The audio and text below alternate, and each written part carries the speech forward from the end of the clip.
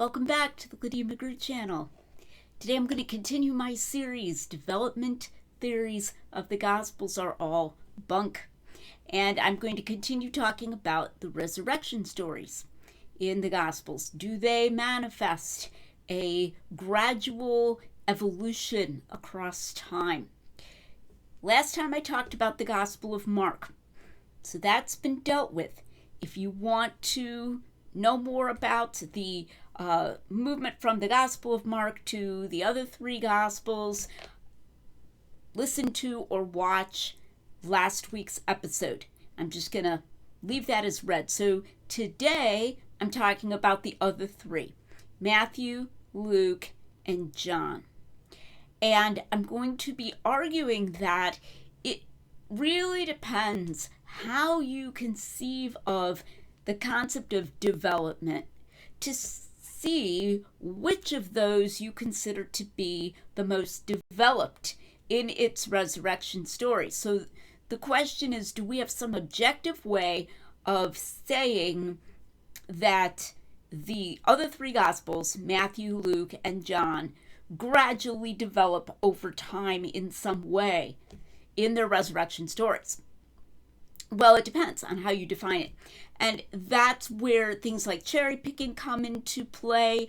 There's a phrase you'll sometimes hear regarding scientific studies, p-hacking, which has to do with this interval of significance and how, depending on how you set the parameters of your scientific study, you can get a significant outcome that seems to show that a certain factor influences the probability of getting cancer or something of that kind.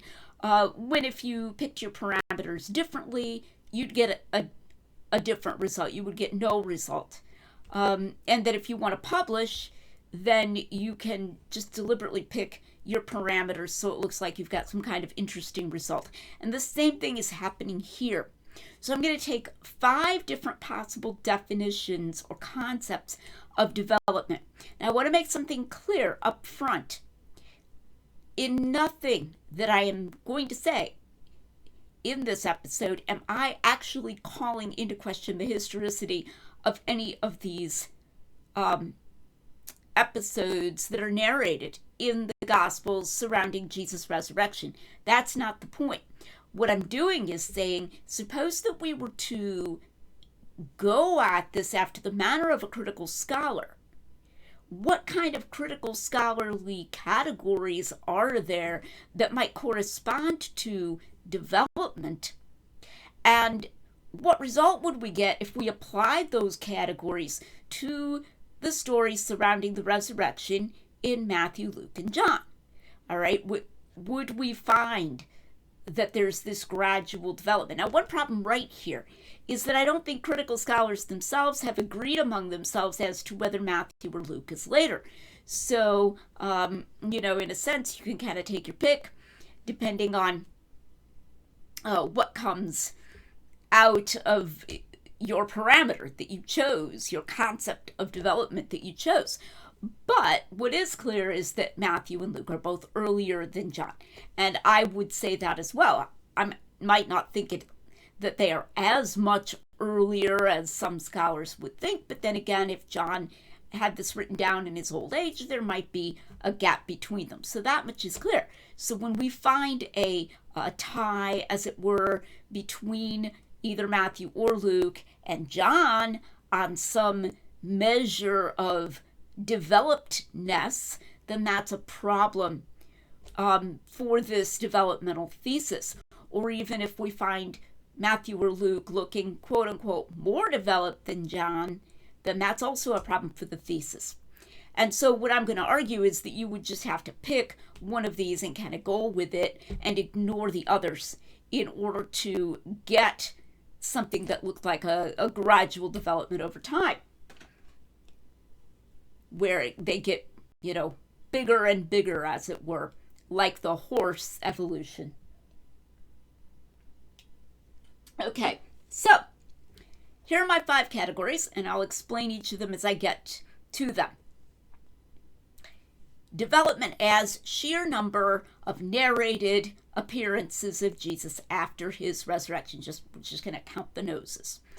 That's one concept of development. So more narrated appearances equals more development. Second, detail in the resurrection narratives. Third, theological highness. Okay, high theology. Okay. Fourth, inclusion of material that could be regarded as having apologetic value for showing that Jesus rose from the dead. And fifth, weirdness. I'll say more about number 5 when I get to it. All right, so first category, sheer number of narrated appearances of the resurrected Jesus within a gospel. All right, for this one, we have 2 in Matthew, because there's a narration of Jesus meeting the women as they leave the tomb, and a narration of Jesus meeting at least the 11, and I think probably more, in Galilee. Okay? In Luke's gospel, just taking Luke, we have 2, because we have the road to Emmaus, which is unique to Luke, and then we have an appearance on the Sunday night. All right. And in John, ding, we have 4. Okay, we've got the appearance to Mary Magdalene at the tomb, the appearance to 10 out of the 11 disciples that evening, with Thomas not being present, the appearance to all of them with Thomas being present, and then an appearance on the shore of the Sea of Galilee to 7 of the disciples in Galilee. So that's 4. Okay, so John's the latest and it's got the most. Okay, well, not so fast. Even within this category, I was leaving out some data. I'm going to go back to Luke. It's undeniable that Luke and Acts were written by the same author. The evidence all points that way. Even critical scholars acknowledge that, but I'd be prepared to just argue it from the evidence alone. Okay, and if we include Acts, then in chapter 1 of Acts, we have what appears to be yet a separate third appearance of Jesus to his disciples, apparently shortly before his ascension. So now we've got Luke up to 3, which is a close second to John's 4. And if we don't restrict ourselves to narrated episodes, back in Luke 24, the disciples say Jesus has indeed risen and has appeared to Cephas. That's Peter. So we've got an allusion to yet another appearance.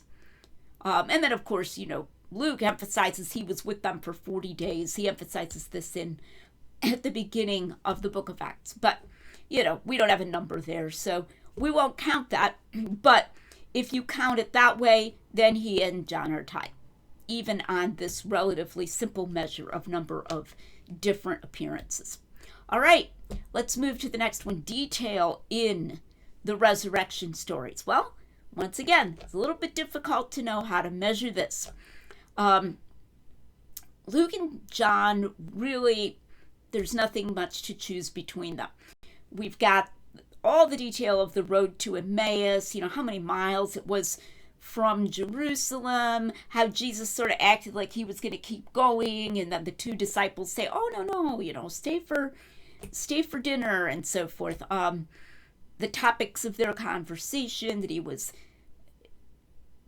basically explaining the Old Testament to them. So you've got all that stuff. We've got what food they gave him to eat,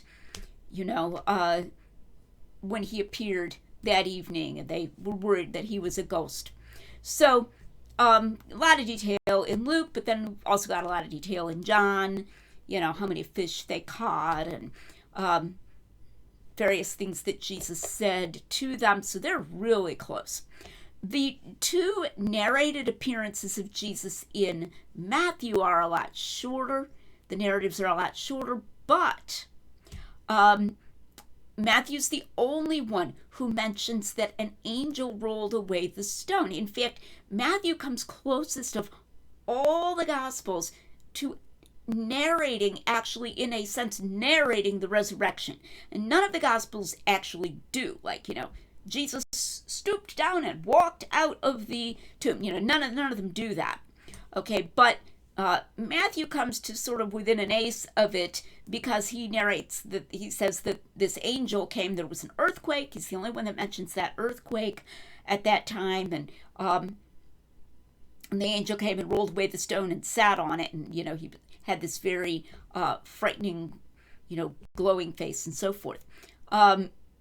So if we want to talk about detail in the narrative, it's only fair to bring that out, even though it's not a detail in the narrative of Jesus' conversations. So we want to talk about development. Who looks more developed? Luke with his fish and honey that Jesus is eating, or Matthew with his angel with the shiny face. If you believe in development, you're looking for signs of development, it's really hard to find anything to choose between these. All right, third category, apologetic value in the material in the narrative. Well, we have the details of their being able to touch Jesus in both Luke and John. We have Jesus appearing to the skeptic Thomas. I mean, he had been a disciple. It's not like he had been a skeptic all along, okay? But he had been dubious, that Jesus actually appeared to the other disciples. And so Jesus says, touch my wounds and so forth. So Dale Allison says that sounds defensive. That's his phrase. Now, I want to emphasize, I completely reject the concept of considering something developed insofar as it contains material of apologetic importance. There's something very closed-minded about that, because it's like saying the better evidence this is of Jesus' resurrection, the more I'm going to regard it as made up. There's just something weird about that, but it is a category, okay, that you will hear. Oh, that looks like an apologetic addition. Dr. Allison says that a lot. Well, and now let's also talk about the guard at the tomb story in Matthew, which gets, scoffed at, dismissed, etc. You could regard that as having apologetic value because of the idea that everybody else had to admit that the tomb was empty. It wasn't just the women, it was also Jesus' enemies and the guards and so forth. And so they have to make up this story that the disciples came and stole the body. So from the perspective of the empty tomb, you could regard that story as having apologetic value. So there's really, I would say, quite a tie across all three here for including material of apologetic value, or that could have apologetic value. Okay, number 4, theological highness or high theology. I'm going to argue here that the hands down winner is Matthew. And I'll tell you why.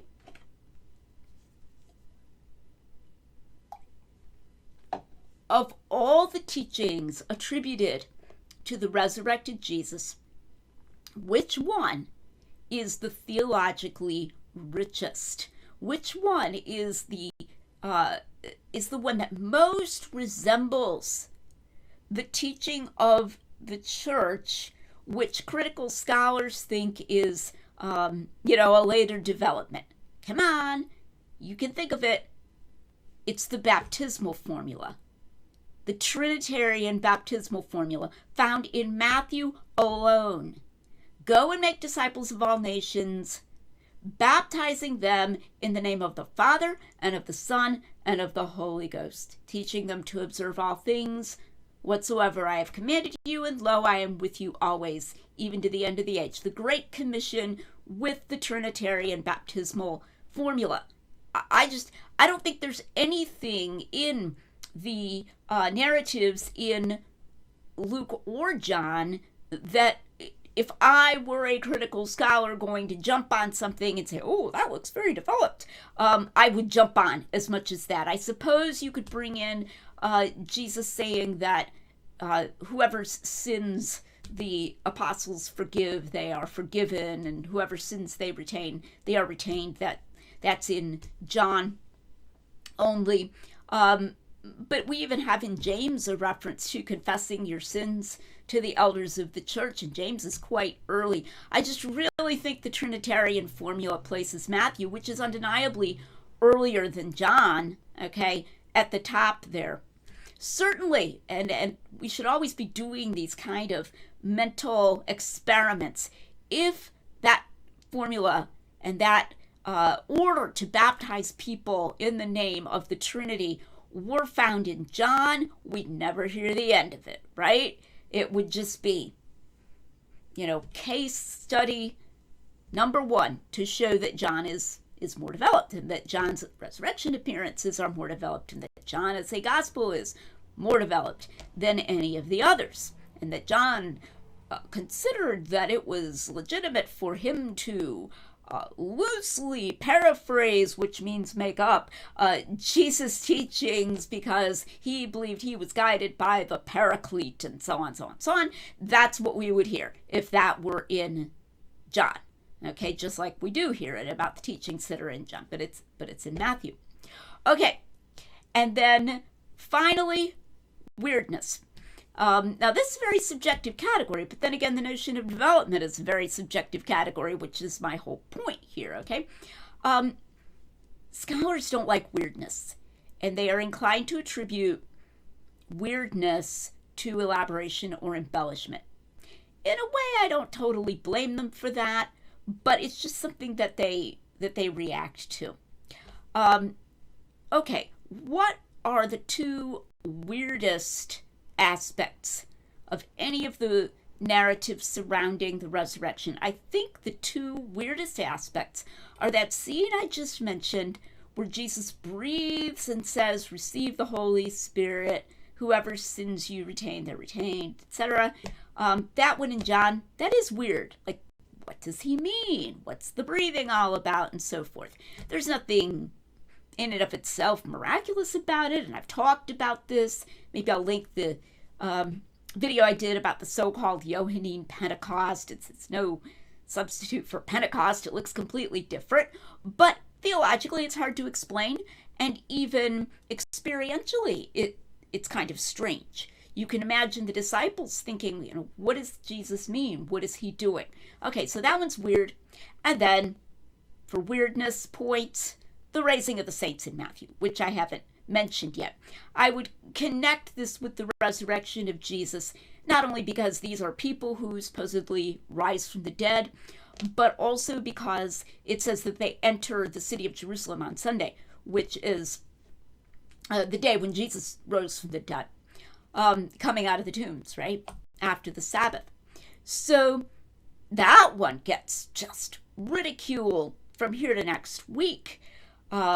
Or treated, we gotta find some way to say that one's not historical somehow, even if we're conservative. And I don't think that any of that works. I think it's clear that Matthew intends it to be historical. Like a blog post that I wrote about that, but it's undeniably kind of weird. And I think one of the biggest reasons that it is kind of weird is because it's narrated so briefly.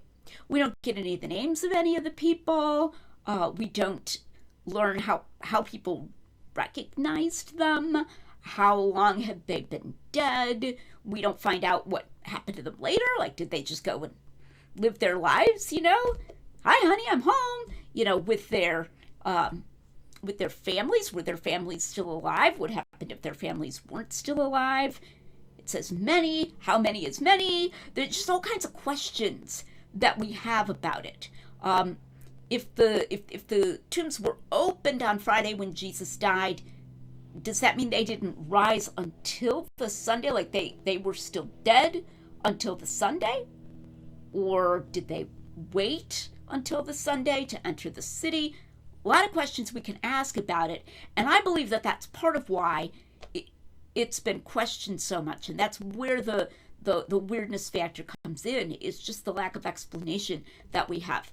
So there's undeniably a weirdness factor for both of those. But guess what?